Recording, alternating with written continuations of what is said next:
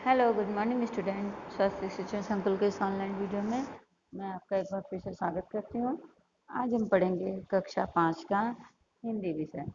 हिंदी में पहला लेसन है ऐनक।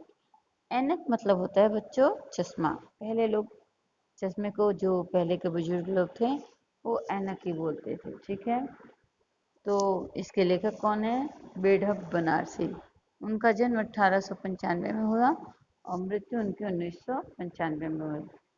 अब ये बोल रहे हैं कि 20वीं सदी का गहना, गहना मतलब ज्वेलरी, ठीक, पढ़े लिखे लोगों का खुला सर्टिफिकेट, ठीक है, शिक्षा प्राप्त स्त्रियों का अंगवारू श्रृंगार और कम पढ़े लिखे लोगों के लिए रौब का साधन।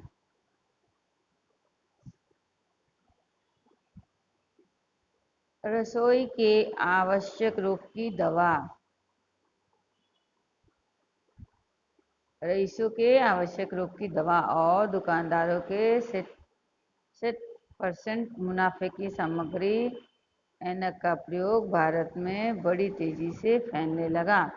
यानी ये कहना चाहते हैं कि जो 20वीं सदी में था वो पढ़े लिखे लोगों का गहना माना जाता था। ऐसा वैसे भी कहा जाता है जो बहुत पढ़े वाले बच्चे होते हैं उनकी आंखों पे चश्मा आ जाते हैं, लेकिन आजकल तो उल्टा है। जो बच्चे बहुत टीवी देखते हैं या बहुत मोबाइल चलाते हैं और खाने पीने में नखरा करते हैं, उनके चश्मे आते हैं। पहले क्या होता था, लोग पढ़ते थे, रोशनी कम मिलती थी, उसकी वजह से उनको चश्मा आ जाता था। तो कभी कभी यही कहना है कि 20वीं सदी का वो गहना था पढ़े लिखे लोगों का खुला सर्टिफिकेट। यानी ये कहा जा सकता है उसको देख के कि वो पढ़ा लिखा है। शिक्षा प्राप्त स्त्रियों का अंगवारू श्रृंगार, और उस समय औरतें बहुत कम पढ़ती थी, तो जो पढ़ी लिखी थी उनका ये माना जाना अंग का श्रृंगार था। कम पढ़े लिखे लोगों के रौब का साधन, अगर कोई कम पढ़ा लिखा था वो चश्मा लगा लेता था तो लोग ऐसा सोचते, अरे वाह बहुत पढ़ने वाला लोग है, बहुत पढ़ाकू बच्चा है।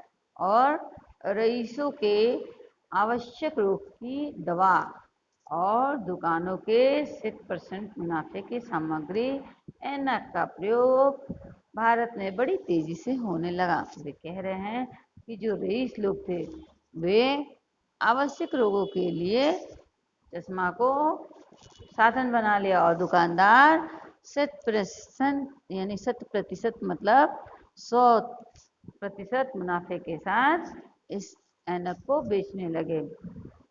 गणना और तालिका के इस युग में संभवतः लोग मेरी बात का विश्वास न करें, पर यदि सरकार की ओर से इसकी सेंसस यानी गणना ली जाए तो किसी भले आदमी का घर शहर में ऐसा न मिलेगा जिसमें एक ना एक व्यक्ति अनेक ऐनक अर्थात चश्मे का प्रयोग न करता हो।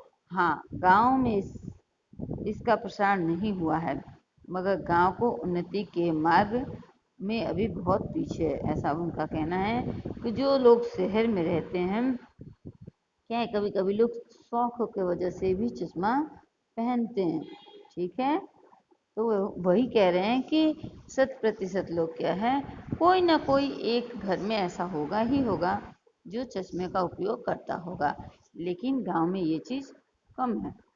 अब अब चश्मे पहले क्या, व्यक्तिगत बड़प्पन की 3 साधन जो पहले के लोग थे, व्यक्तिगत बड़प्पन यानी व्यक्ति कितना बड़ा है, कितने शान शौकत वाला है, उसको किससे पता चलता था? उनको 3 साधनों से यानी 3 चीज़ों से। वो चीज़ें कौन कौन थी? कलाई घड़ी, ठीक, फाउंटेन पेन तथा आँखों पर ऐनक। अभी तो क्या है, कलाई में घड़ी बच्चे भी बांधते हैं, फाउंटेन पेन घड़ी बच्चे भी रखते हैं, और आँखों पे चश्मा तो बच्चों के ऑलरेडी हो ही गया है। लेकिन पहले के ज़माने में जो था, ये कलाई घड़ी, फाउंटेन पेन और आँखों पर ऐनक, ये एक खास पहचान मानी जाती थी। जिसको ये लोग पहनते थे, लोग उसको बड़ा मानते थे। जिसके पास तीनों हैं वह फर्स्ट क्लास, यानी देखें ना, जिनके पास ये तीनों चीज़ें होंगी वे क्या होंगे? फर्स्ट क्लास होंगे। कहा जाएगा कि अरे बहुत रईस है। जिसके पास 2 वह सेकेंड क्लास, और इसमें से जिसके पास कुछ भी नहीं है वो थर्ड क्लास आदमी समझा जाता है। इसमें भी कई शाखाएं हैं, यानी कई प्रकार के लोग हैं, पर उनकी बारीकी में मैं पाठकों को ले जाना नहीं चाहता। अब जैसे बहुत अच्छे लोग गूगल्स पहनते हैं, उनको बहुत अमीर समझेंगे, इसी तरह कवि का कहना है कि इसका मतलब नहीं है चर्चा करने का, इसलिए मैं अपने पाठकों को उस ओर नहीं ले जाना चाहता हूँ। लेकिन अगर किसी के पास एक वस्तु है, तीनों वस्तु है तो फर्स्ट क्लास, 2 वस्तु है तो सेकेंड क्लास, और इनमें से कोई नहीं है तो वो थर्ड क्लास की गिनती में आता है। ठीक, फिर आप पूछेंगे कि जिसके पास तीनों नहीं वह किस क्लास में आते हैं। अब ये तो मामूली सी बात है कि किसी के मुंह से अगर एक पहचान ही मान ली जाए कि ये फर्स्ट क्लास है, सेकेंड क्लास है, तो ऑलरेडी ये बात समझ में आ जाती है कि अगर तीनों नहीं है जिसके पास, उसको किस समाज में रखा जाएगा। तो यहाँ उन्होंने बताया है कि सभ्य समाज में उसे मनुष्य ही नहीं मानेगा, क्लास की कौन कहे। यानी उनका कहने का मतलब कि अगर ऐसा है तो उसको मनुष्य नहीं मानेंगे, क्लास की कौन कहे। जब उसकी मनुष्य में ही नहीं गणना होगी तो उसको क्लास का सर्टिफिकेट कहाँ से मिलेगा। यही कारण कि शहर के लोग गांव में रहने वाले लोगों की गणना मनुष्यों में अभी नहीं करते। वैसे भी आप जानते हैं कि जो शहर वाले हो वो गांव वालों को थोड़ा गृह दृष्टि से देखते हैं, उनको ऐसा सोचते हैं कि गांव से आए हैं।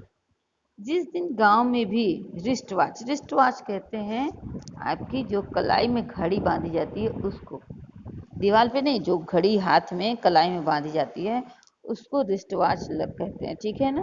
तो रिस्ट वॉच लगाकर हरवाहे खेत जोतेंगे तथा चश्मा लगाकर घसियारिन होती हैं घास काटने वाले, और हरवाहे होते हैं हल चलाने वाले। जो लोग खेतों में हल चलाते हैं ना उनको हरवाहा बोलते हैं। तो उनका कहने का मतलब है कि अगर जिस दिन रिस्ट वॉच लगा के हरवाहे खेत जोतेंगे और चश्मा लगाकर घसियारन यह देखेगी कि कौन सी घास अच्छी है, घास काटने लगेगी। तो और पटवारी लोग नकुल की कलम छोड़कर पारकर फाउंटेन से गांव के किस्तदार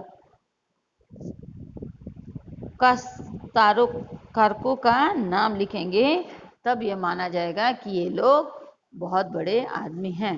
एक व्यंग टाइप से है कि कहा जा रहा है कि अगर ये सब चीजें, आप ही बताइए कि अगर ये घास काटने वाली गांव की है तो क्या वो चश्मा पहन के ये देखेगी कि कौन सी घास काटने जैसी है कौन सी नहीं, ये अच्छा लगेगा? नहीं, घास तो हमेशा अच्छी होती है, और चश्मा पहनने के बाद क्या हुआ, कोई खास फर्क नहीं। लेकिन अगर उनका कहना है कि अगर पहन ले तो क्या आप उसे बड़ा आदमी मानेंगे? नहीं, है तो वो घास काटने वाले। लेकिन गांव में चश्मा पहनने वाले लोगों को उसका व्यक्तित्व का बड़प्पन होता है। ये अगर हल चलाने वाला खेत में हल चला रहा है और कलाई घड़ी बांध ले तो क्या उसके व्यक्तित्व का बड़प्पन बढ़ जाएगा? उनका ऐसा पूछना है हमसे। ठीक है।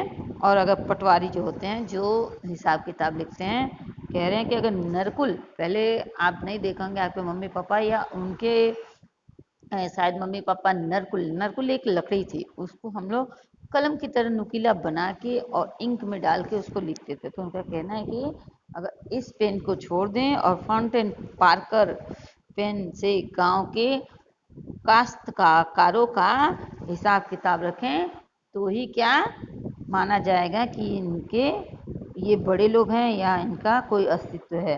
ठीक है।